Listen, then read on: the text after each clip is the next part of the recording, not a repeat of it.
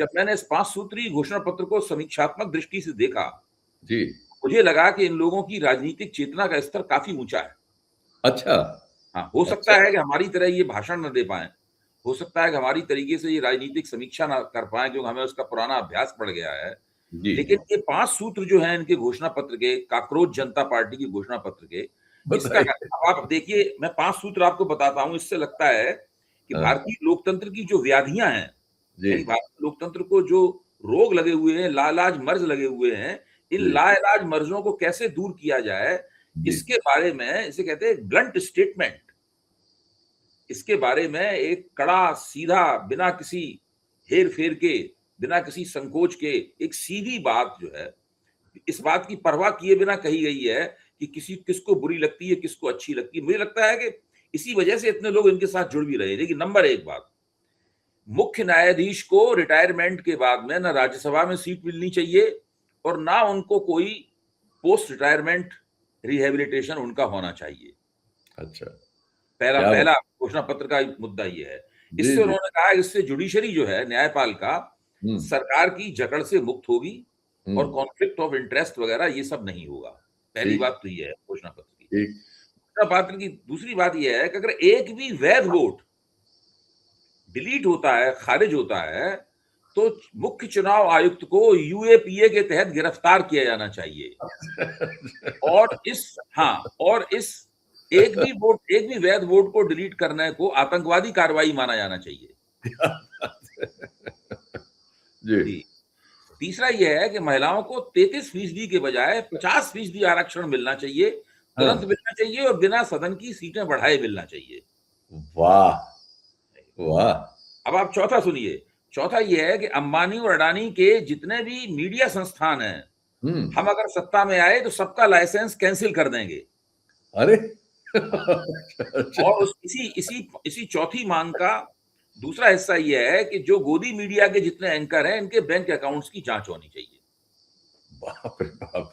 ये तो बहुत पॉपुलर सेंटीमेंट पकड़ा है भाई इन बच्चों ने, इसमें पांचवा कोई ये शक है, नहीं। पांचवा सुनिए आप, हाँ। कि जो व्यक्ति पार्टी बदलता है, उस पर 20 साल तक चुनाव लड़ने के लिए तुरंत प्रतिबंध लगना चाहिए। वाह!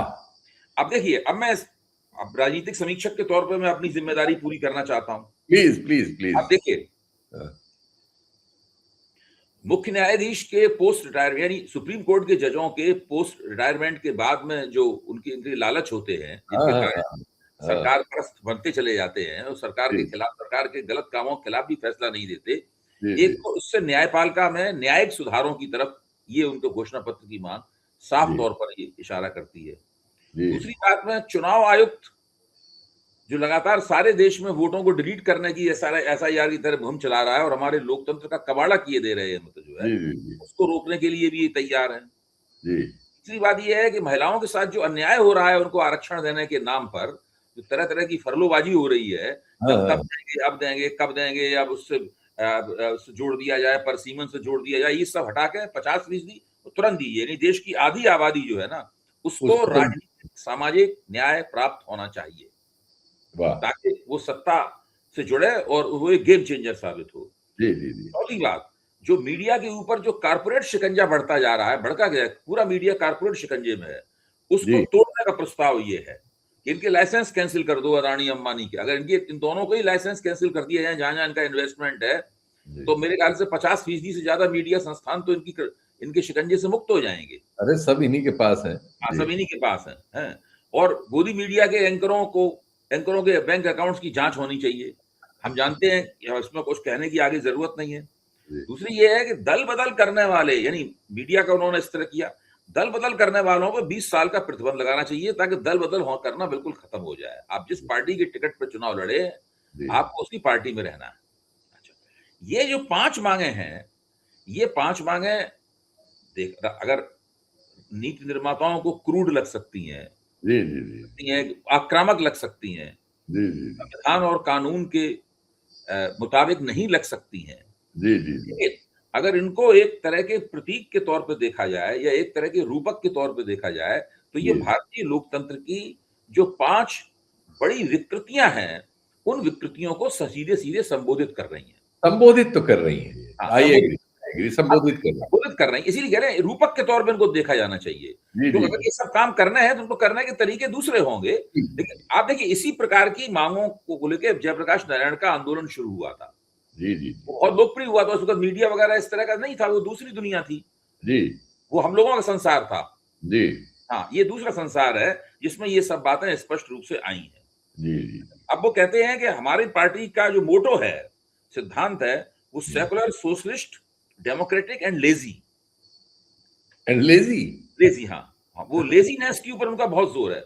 वो हर अच्छा जगह कहते हैं कि वो हमारी पार्टी जो है, जो काकरोच काकरोच जनता पार्टी है, वो वॉइस ऑफ लेजी अच्छा एंड अनएम्प्लॉयड। अच्छा ये आलसी और बेरोजगार लोगों की आवाज है। अच्छा, वो मेरा ख्याल है वो टिप्पणी में आया होगा हाँ, उनके, हाँ, इसलिए वो उसको जिक्र हाँ, कर हाँ, रहे हाँ, हैं। हाँ। जी जी जी वो आलसी और बेरोजगार लोगों की आवाज है। जी जी सेकुलर, जी सोशलिस्ट, डेमोक्रेटिक एंड लेजी। जी अच्छा, जी अब ये लेजी शब्द जो है ना, इसके बारे में थोड़ा सा हम दोनों मिलकर सोच लें। जी लेजी शब्द जो है, वो गांधी जी के शास्त्र में हिंद स्वराज और उसके बाद की जो उनका जो विमर्श है गांधी जी के, उसमें खास जी तौर से सामने आता है। जी अंग्रेज लोग भारतवासियों को लेजी कहते थे। जी जी जी आपको ध्यान होगा कि ऑस्ट्रेलिया की जो क्रिकेट टीम है, जी उसके अंदर ख्वाजा नाम के एक बल्लेबाज हैं, उस्मान ख्वाजा। जी जी जी उस्मान ख्वाजा नाम के ओपनिंग बल्लेबाज हैं, इन्होंने काफी रन बनाए हैं ऑस्ट्रेलिया को। ऑस्ट्रेलिया के नागरिक हैं, वहीं पैदा हुए हैं, वहीं बड़े हुए हैं उस्मान ख्वाजा। तो जी उस्मान ख्वाजा ने एक वक्तव्य दिया था कि मुझे वहां पर एशियाई लेजी कहा जाता है। ओके हाँ, तो जो गोरी चमड़ी के लोग हैं, पश्चिम के लोग हैं, यानी आधुनिक सभ्यता की नुमाइंदगी करने वाले लोग हैं, वो जी एशियाई लोगों को लेजी कहते हैं। जी जी जी जी हाँ, ये सब लोग आलसी होते हैं, ये चटक नहीं होते हैं। ये फटाफट काम नहीं करते हैं, कर्तव्य परायण नहीं होते हैं, ये जी पड़े पड़े रहते हैं ऐसे ही जो है। ये ये दरअसल शायद ज्यादातर दक्षिण एशिया के बारे में कहा जाता है। पूर्वी एशिया के लोग तो लेजी नहीं होते, और वो तो जहाँ ठंडे इलाके हैं वहां लेजी नहीं होते, ये क्लाइमेट वो से नहीं। जब जो यूरोपियन ये कहते हैं तो वो दक्षिण एशिया में और पूर्वी एशिया के बीच में फ़र्क नहीं करते। वो अच्छा एशिया शब्द इस्तेमाल करते हैं। वो ओके एशिया शब्द इस्तेमाल करते हैं। अच्छा, तो ये यहाँ पे ये है, आप देखिए। अच्छा, अब इसमें आइए आपके इसमें लेज़ी और बेरोज़गार। लेज़ी को तो आप एक मेटाफर मानिए, लेकिन बेरोज़गार होना मेटाफर नहीं है।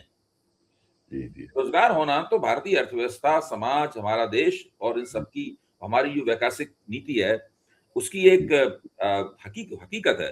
तो आप जी मोटे-मोटे आंकड़े देखें, मैंने आंकड़े देखना शुरू किए, हर जगह प्रतिशत आ रहा था। प्रतिशत से जी बात समझ में नहीं आती है। जी जी जी जी तो सीधी बात ये है कि आप periodic labour force service labour force survey को देखें, जो भारत सरकार जी कराती है। जी उसके हिसाब से 3 से साढ़े 3 करोड़ लोग इस देश में बेरोज़गार हैं। जी युवा हैं, जी पढ़े-लिखे हैं, बेरोज़गार हैं, इसमें ग्रामीण लोग भी काफ़ी हैं, लेकिन वो भी युवा और पढ़े-लिखे हैं। उसके बाद में centre for the monitoring and Indian economy का संगठन जो है, उसका जो आंकड़ा जरूर लीजिए, सीएमआई का। हाँ, आंकड़ा 4.5 से 6 करोड़ लोगों का है। यस फिर मैंने एक और आंकड़ा प्राप्त किया, वो है आंशिक बेरोज़गारी का आंकड़ा, जो बहुत महत्वपूर्ण है। हम्म, सरकारी लोग क्या करते हैं कि किसी को एक हफ्ते में अगर 1 घंटे का भी, 1 दिन का भी किसी को रोज़गार मिल उसको गया, तो रोजगार में मान लेते हैं। रोज़गार की श्रेणी में मान लेते हैं, मतलब जी उसको जी बेरोज़गार नहीं मानते। जी तो जो जी आंशिक बेरोज़गार हैं, वो 10 से 12 करोड़ लोग हैं। हम्म हम्म हम्म हम्म हम्म, हम्म, आप इस अंदाजा लगाइए कि पूर्ण रूप से अगर बेरोजगार लोग 5 से 6 करोड़ के बीच में हैं, जी 10 जी से 12 करोड़ लोग अगर जो आंशिक रूप से बेरोजगार हैं, तो जी बेरोजगारी में 18 करोड़ लोग इस देश के हो जाते हैं। जी जी जी जी जी अब आप सोचिए, ये 18 करोड़ लोग कौन हैं? ये युवा हैं, यानी हम्म, ये ऊर्जा से भरपूर हैं, ये जी शिक्षित भी हैं, तो हम्म, इनके अंदर महत्वाकांक्षाएं होना स्वाभाविक है। शिक्षा प्राप्त करने का रिश्ता महत्वाकांक्षाओं से होता ही है, सपने देखने से होता ही है, वरना आदमी जी क्यों शिक्षा प्राप्त करता है? जी जी जी हाँ, और इनके अंदर जो जिसे कहते हैं नाराज़गी का स्तर जो होता है, क्षोभ का स्तर होता है, जी ये भी काफ़ी तीखा होता है। तो जी इनमें इनके भीतर एक लो इंटेंसिटी कॉन्फ्लिक्ट, लगातार इनके मन में आक्रोश जो है वो खदबदाता रहता है। जी जी जी चूँकि युवा हैं और ये डिजिटल दुनिया से अच्छी तरह वाकिफ़ हैं, जी ये सोशल मीडिया का अच्छी तरह इस्तेमाल करते हैं, सब जी करते हैं, इनको जेन ज़ी भी कहा जाता है। जी जी जी हाँ, इनको जेन ज़ी भी कहा जाता है, और जेन ज़ी ने बहुत सारे पूरे हम लोगों के आस-पास की दुनिया में काफ़ी जी हंगामा मचा रखा है, भारत बहुत की जबरदस्त, बहुत के बाहर। जबरदस्त। तो ये बीजेपी के जो समर्थक हैं, वो इस काकरोच जनता पार्टी के उभार से बड़े घबराए हुए हैं। नहीं नहीं, इसका मुकाबला नहीं कर पा रहे हैं वो। मुकाबला नहीं देखिए, करता। वो जो पेड लोग हैं उनके पास पहले कंटेंट अवेलेबल थी कि कांग्रेस को क्या गाली देनी है, हाँ, राहुल गांधी को क्या बुरा भला कहना है, हाँ, जो पत्रकार सरकार से सवाल करते हैं उनको क्या कहना है, यानी जो भी आलोचना के प्रचलित स्वर थे उनके बारे में तो उनकी तैयारी थी। लेकिन अब ये तो उनको पता ही नहीं था कि इस तरह की कोई चीज पैदा हो जाएगी।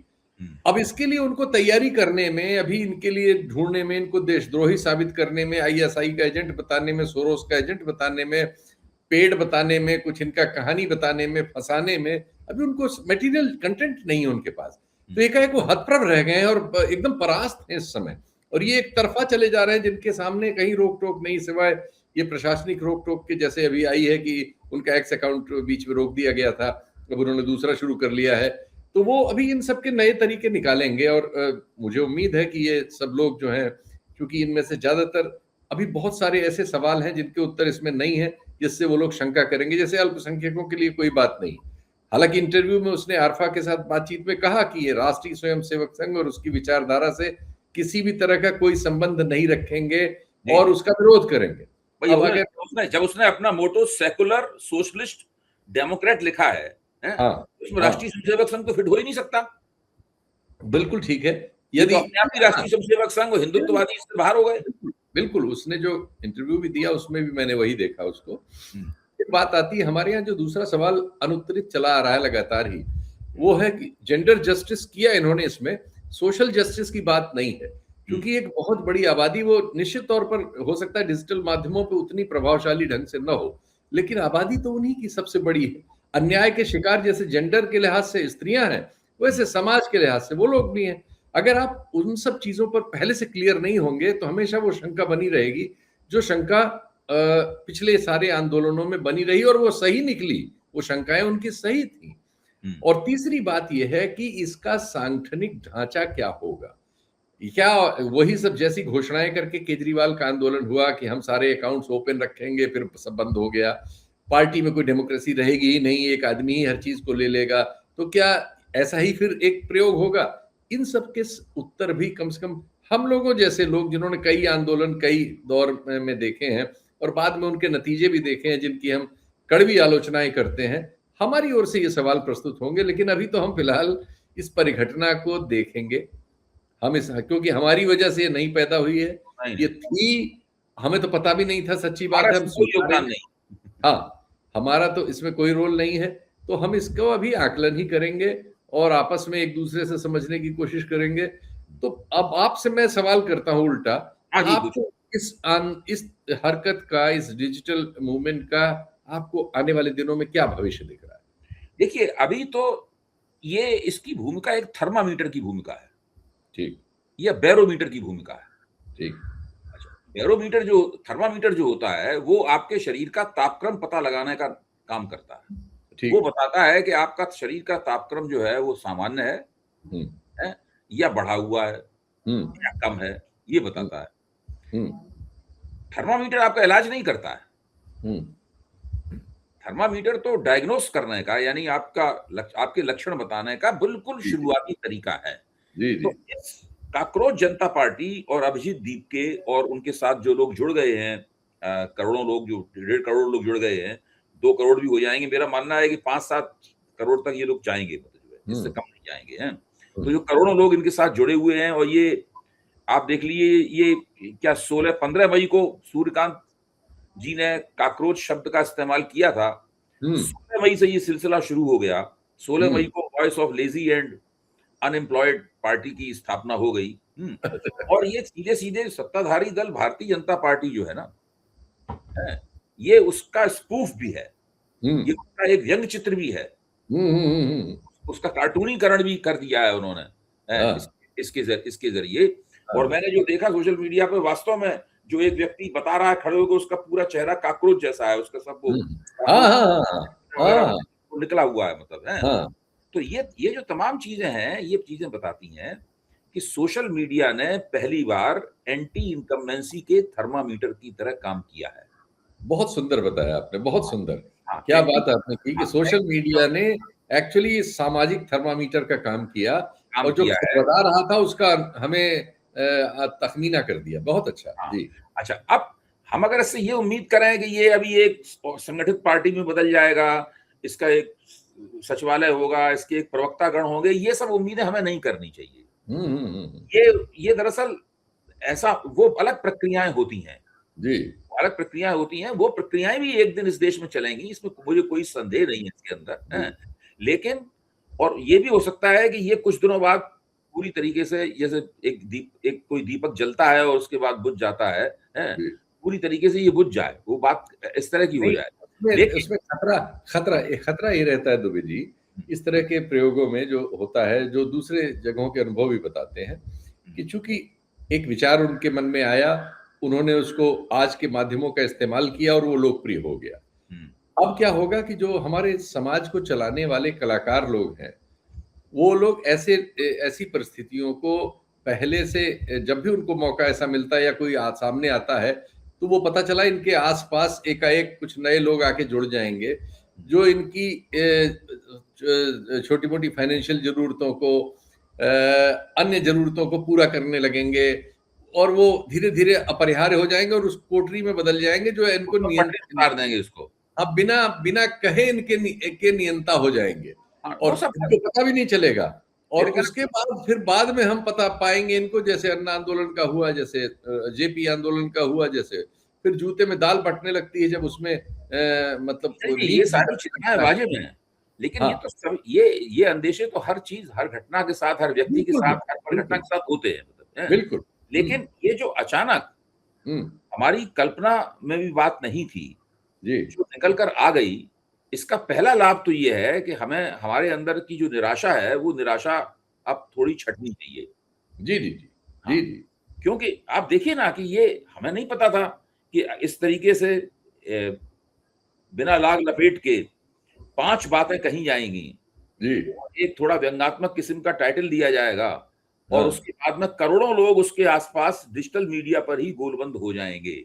जी जी जी जी जी। हो जाएंगे, इसकी हमें कल्पना नहीं थी। इससे हमें पता लग जाएगा कि दरअसल हमारा नौजवान, हमारा बेरोजगार, जिसको सूर्यकांत जी काक्रोच कहते हैं, वो सब दरअसल क्या सोच रहा है और किस तरह के मूड में है।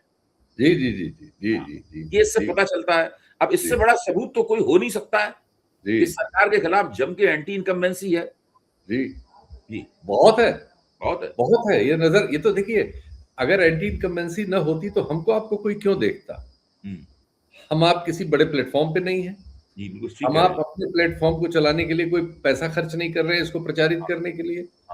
और हम जैसे, आप जैसे सैकड़ों लोग इस तरह का काम कर रहे हैं जिसमें सरकार से सवाल पूछ रहे हैं, जिसको मैनेज करने के लिए सरकार ने पूरा इंतजाम कर रखा है, जिसको बुलडोज करने के लिए उसके पास एक अल्सेशियन मीडिया है, जिसके पास वो सारे संसाधन है जो खरबों रुपए खर्च करके जनता से उठने वाले सवालों को दबा सकते हैं। इसके बावजूद हम आपका का अस्तित्व है, तो ये तो बताता है कि जनता में खदबदाहट है, एंटी इनकम्बेंसी है। ये और बात है कि हमारी पॉलिटिकल ग्रुपिंग्स जो हैं, जिनका काम, जो विपक्ष में है, जिनको इस परिस्थिति में एक इसका उत्तर देना चाहिए था और राजनीतिक उत्तर देके जो काम आज ये काकरोच जनता पार्टी कर रही है, ये काम किसी अन्य विपक्षी दल ने हमारे यहाँ करने में जो अपनी असफलताएं साबित की, उसका नतीजा है कि इस जगह में भरने एक आंदोलन आ गया।